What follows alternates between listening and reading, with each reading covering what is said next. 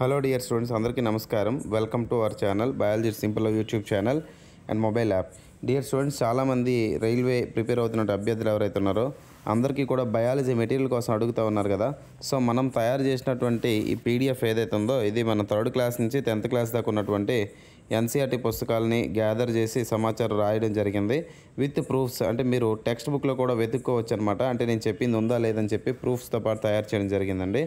అందులో మొదటిగా మనం ఒక్కొక్క కాన్సెప్ట్ని డిస్కస్ చేసే ప్రయత్నం చేద్దాం. మీకు ఈరోజు ఈ వీడియో ద్వారా మీకు పరిచయం చేస్తాం, మన మెటీరియల్ ఎలా ఉంది ఏంటని చెప్పి చాలామంది అడుగుతూ ఉన్నారు కదా, అది మీరు తెలుసుకునే ప్రయత్నం చేయండి. ఓకేనా, రైట్.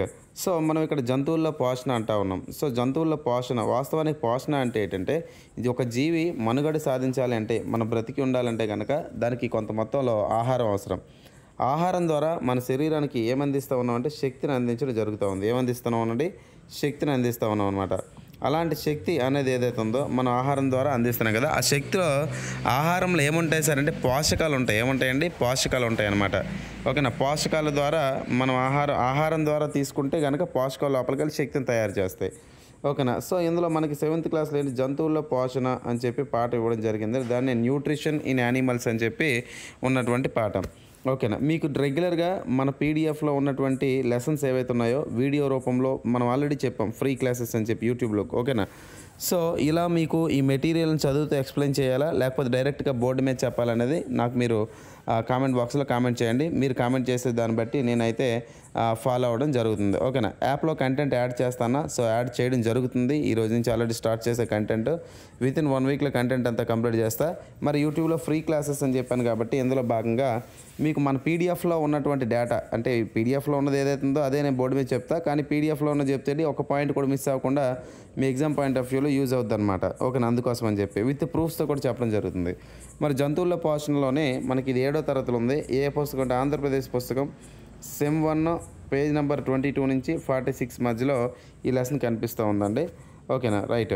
సో జంతువుల పోషణలో ఒక్కొక్క బిట్ మనం తెలుసుకుని వెళ్దాం. ఓకేనా, ఫస్ట్ జాతీయ నులి పురుగుల దినోత్సవం NDD అంటారు, నేషనల్ డివార్మింగ్ డే అనేది ఏదైతే ఉందో ఎప్పుడు జరుపుతారు సార్ అంటే ప్రతి సంవత్సరం కూడా ఫిబ్రవరి 10వ తేదీ అదేవిధంగా ఆగస్టు 10వ తేదీల్లోనే ఏంటంటే మనకి దేశవ్యాప్తంగా ఏంటంటే ఈ నులి పురుగుల దినోత్సవం అనేది జరుపుతూ ఉంటారు.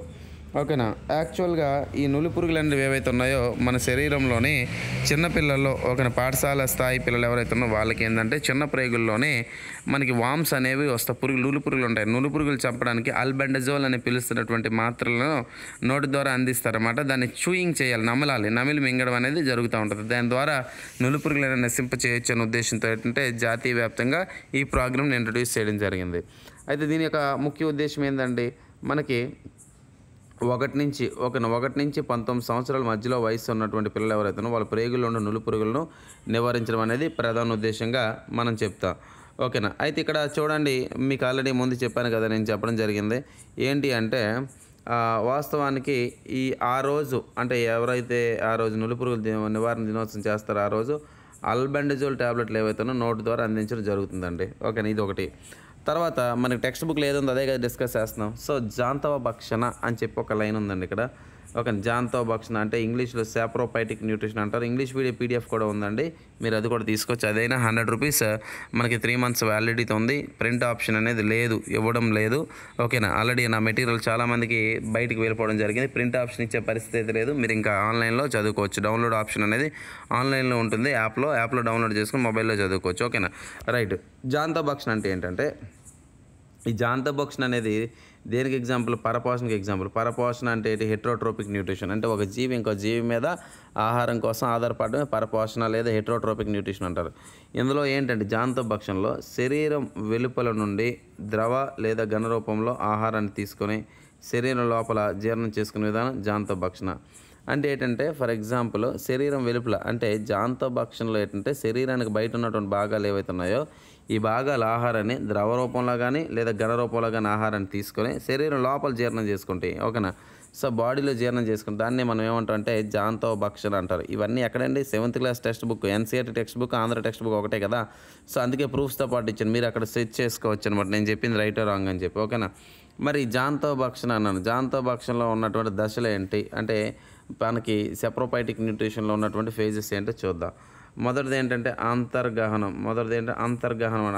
అంటే ఏంటంటే నోటి ద్వారా ఆహారాన్ని శరీరంలోనికి తీసుకోవడం, దాన్ని అంతర్గహనం అంటారు.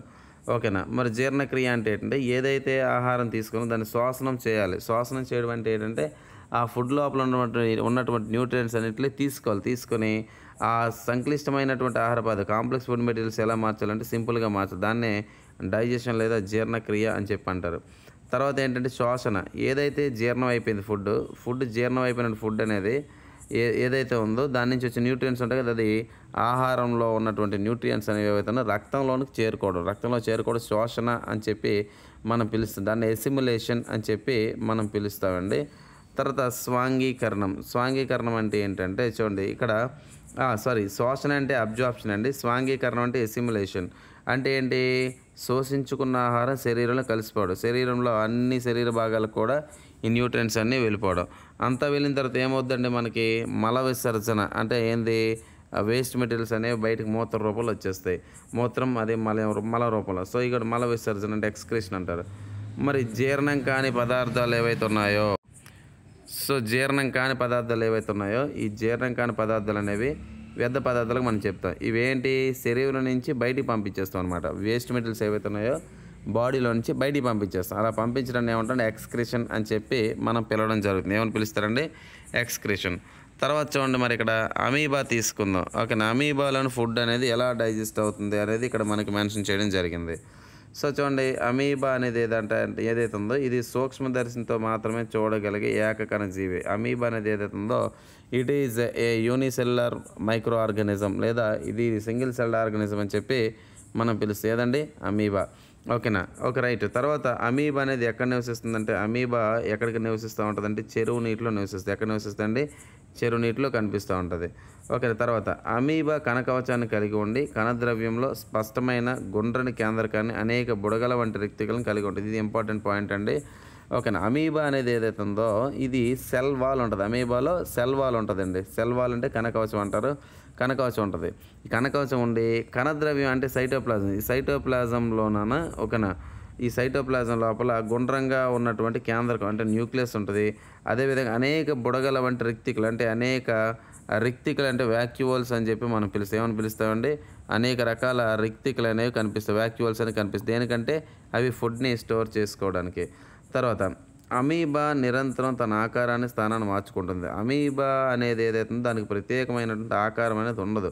అది ఎప్పుడు కూడా ఏంటంటే కంటిన్యూస్గా దాని యొక్క స్ట్రక్చర్ అనేది మార్చుకుంటూ వెళ్తూ ఉంటుంది అనమాట. ఏంటండి, దాని యొక్క స్ట్రక్చర్ మార్చుకుంటూ వెళ్తూ ఉంటుంది. ఇది చాలా ఇదంతా కూడా నేను ఓన్గా రాసినటువంటి మెటీరియలే. ఇదేంటంటే ఆంధ్రప్రదేశ్ పుస్తకాలు ఎన్సీఆర్టీ పుస్తకాలు ఒకటే కాబట్టి దాని నుంచి తీసుకున్నటువంటి సమాచారం. ఓకేనా. ఇది ఇప్పటిదాకా ప్రింట్ ఆప్షన్ ఇవ్వడం జరిగింది, చాలామంది షేర్ అయింది. కానీ ఇప్పుడు దీనికి మరింత సమాచారం తీసుకొని ఎవరైతే తీసుకుంటారో దీని జిరాక్స్ ఆప్షన్ ఇవ్వను. ఇప్పుడు వాల్యుబుల్ డేటా అనేది దీనికి ఇంకా యాడ్ చేసుకుంటూ వెళ్తా. ఓకేనా. ఆల్రెడీ ఎవరైతే తీసుకున్నారో వాళ్ళకి యాడ్ అవుతే ఇంకా కొత్త వాళ్ళకి యాడ్ చేస్తూ ఉంటాను అనమాట. ఓకేనా, రైట్. తర్వాత చూడండి నాన్న, ఇక్కడ ఏంటి, ఇక్కడ అమీబా అనేది ఏదైతే ఉందండి, అమీబా సాధారణంగా ఏంటంటే మీరు డయాగ్రామ్ చూడండి. ఇక్కడ అమీబాని మనం ఒకసారి గమనిస్తే ఈ సైడ్ ఏవైతే మనకి కొమ్ముల్లో ఉన్నాయో వీటిని ఏమని పిలుస్తారంటే మిథ్యాపాదాలు లేదా సూడోపోడియా అని చెప్పి పిలుస్తారు. ఏమని పిలుస్తారు, మిథ్యాపాదాలు లేదా సూడోపోడియా అంటారు. మరి వీటి గురించి డేటా ఒకసారి మీరు గమనించండి. ఈ మిథ్యాపాదాలు అని చెప్పి నేను పిలుస్తున్నాను కదా, ఇవేంటి, ఇది ఒకటి లేదా అంతకన్నా ఎక్కువ వేళ్ళు వంటి మిథ్యాపాదాలు అనే నిర్మాణాలను కణ ఉపరితలం నుండి బయటకు పొడుచుకునేటట్లు చేసిన వాటిని ఆహార సేకరణ చలనానికి వినియోగిస్తుంది. ఈ పాయింట్ చూడండి. ఇక్కడ ఏంటి అంటే అండి, ఒకటి లేదా అంతకన్నా ఎక్కువ వేళ్ళు వంటి నిర్మాణాలు అమీబాల నుంచి బయటకు వస్తాయి. వాటిని మిథ్యాపాదాలు లేదా సూడోపోడియా అని చెప్పి పిలుస్తారు. ఏమని పిలుస్తారండి, సూడోపోడియా. ఈ సూడోపోడియా అనేది వీటి యొక్క శరీరం పైనుంచి బయటికి పొడుచుకున్నట్లు వస్తాయి అన్నమాట. అయితే ఈ సూడోపోడియా లేదా మిథ్యాపాదాలు దేనికి ఉపయోగపడతాయి తెలుసా అండి, ఆహార సేకరణ ఫుడ్ కలెక్షన్కి, అదేవిధంగా చలనానికి ఉపయోగపడతాయి. దేనికంటే చలనం అంటే ఏంటి, కదలడానికి ఉపయోగపడతా ఉంటాయి అన్నమాట. చాలా ఇంపార్టెంట్. ఓకేనా. అయితే ఇప్పుడు ఏంటి, ఏదైతే ఆహారం మనకు దొరుకుతుందో అమీబాకి దొరికినటువంటి ఆహారం చూడండి ఈ మిథ్యాపాదాలను లభించిన ఆహారం చుట్టూ వ్యాపింపజేసి ఆహార రిక్తిగా మారుస్తుంది. ఇది ఇంపార్టెంట్ పాయింట్ అండి. ఏంటంటే అమీబా అనేది ఏం చేస్తుంది, మిథ్యాపాదాలను సూడోపోడియా అని చెప్పాను కదండి. మిథ్యాపాదాలు అంటే ఏం చెప్పాను, సూడోపోడియా. ఈ దొరికినటువంటి ఫుడ్ ఏదైతే ఉందో ఆ ఫుడ్ చుట్టూ కూడా వ్యాపింపజేస్తాయి. ఇప్పుడు అమీబా ఇలా ఉంటుంది కదా, డిఫరెంట్ ఆకారం, ఇదే కదా మిథ్య పాదాలు. ఇవి వీటి యొక్క షేప్స్ని పెంచి ఆహారం ఇక్కడ ఉందనుకోండి, చుట్టూ ఇలా మిథ్య పాదాలతో క్లోజింగ్ చేస్తుంది. క్లోజ్ చేసి ఏం చేస్తుందంటే దాన్ని ఎలా మార్చేసుకుంటుంది, ఆహార రిక్తిక అంటే ఏంటి తెలుసా? ఫుడ్ వ్యాక్యూవల్ అంటారు. ఏమంటారండి? ఫుడ్ వ్యాక్యూవల్గా మార్చేసుకుంటుంది అనమాట. ఓకేనా? తర్వాత చూడండి, తర్వాత ఏమి ఇచ్చాడు ఇక్కడ, ఆహార రిక్తికలో ఆహారం జీర్ణం కాబడి కణద్రవ్యంలోకి శ్వాసనం చెంది చివరికి స్వాంగీకరణ చెందుతుంది. అంటే ఏం లేదండి, మనం మాట్లాడుకోవడమే జాంతపక్షం గురించి మాట్లాడుకుంటున్నాం కదా. ఆహార రిక్తిక అంటే ఏంటి? Food vacuole. ఫుడ్ వ్యాక్యూల్లోనికి డైజెషన్ అయిపోయిన తర్వాత ఓకేనా, సైటోప్లాజం లేదా కణద్రవ్యంలోనికి ఈ ఫుడ్ అంతా వెళ్ళిపోద్ది అనమాట. వెళ్ళిపోయి స్వాంగీకరణం చెందుతుంది. స్వాంగీకరణం అంటే ఎసిమిలేషన్. అమీబా భాగాలు శరీర భాగం అంతటికీ కూడా స్ప్రెడ్ అవుతూ ఉంటుంది అనమాట. మరి ఏంటి?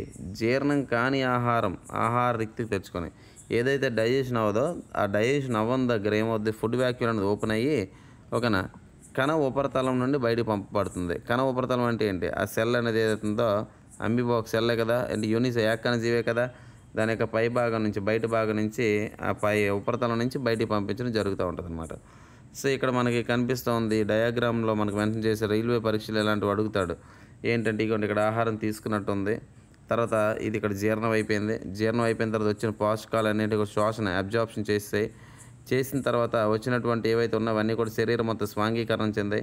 మిగిలినటువంటి వ్యర్థ పదార్థాలు ఏవైతే విసర్జన ఎక్స్క్రీషన్ అనేది జరిగిందన్నమాట. ఏం జరిగిందండి? ఎక్స్క్రీషన్ అనేది జరిగింది. ఓకేనా? మరి ఇలా మనకి ఏంటంటే ప్రతిదీ కూడా మన పీడిఎఫ్లో మనం రాయడం జరిగింది. ఇది ఓవరాల్గా 115 పేజీల పీడిఎఫ్ అండి. అంటే మీరు జిరాక్స్ అంటే జనరల్గా ఆలోచిస్తే 53 పేపర్స్ దాకా, 53 కాగితాలు అనమాట ఇదంతా కలిపి. ఓకే, జిరాక్స్ తీసుకునే అవకాశం అయితే ఇవ్వడం లేదు, ఖచ్చితంగా చెప్తున్నాను. 3 months వ్యాలిడిటీతో ఉంది. 100 రూపీస్తో మాత్రమే ఈ పీడిఎఫ్ మీరు చదువుకుంటే బయాలజీకి సంబంధించి ఒక్క క్వశ్చన్ కూడా బయటకు పోదు. మన వీడియో క్లాసులు కావాలని 100 రూపీసే, 3 months వ్యాలిడిటీ. అది కూడా ఓకేనా, పీడిఎఫ్ కూడా 100 రూపీసే, 3 months వ్యాలిడిటీ. జిరాక్స్ తీసుకోవడం అయితే అవ్వదు. కావాలనుకుంటే మీరు బయాలజీ సింపుల్లో అని చెప్పి యాప్ డౌన్లోడ్ చేయండి, యాప్లో మీకు దొరుకుతుంది. ఓకేనా? Right, thanks for watching this video. Thank you very much.